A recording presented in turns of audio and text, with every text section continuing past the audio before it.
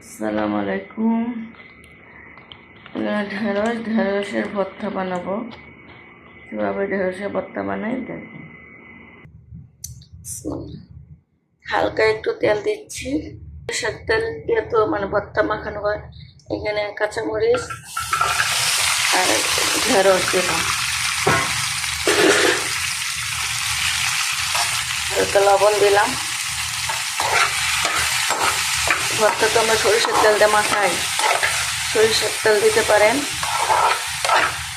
ভর্তা বানাবো ঢেঁড়সের, একটু পানি দিব, যে অল্প পানি দিয়েছি, এই পানিটার মধ্যে সিদ্ধ হয়ে যাবে। ঢেঁড়স বেশি পানির মধ্যে সিদ্ধ দিলে ভর্তাটা ভাইসা লাগে। এখন এটা একটু পানি দিয়ে ঢেকে দিব। এখন ঢেকে দিব, ডিম মাছে দিয়ে দিব। এই যে সিদ্ধ হয়ে গেছে। পেঁয়াজ মরিচ দিয়ে কষলে ভর্তা বানাবো। এই যে ঢেঁড়স ভর্তা।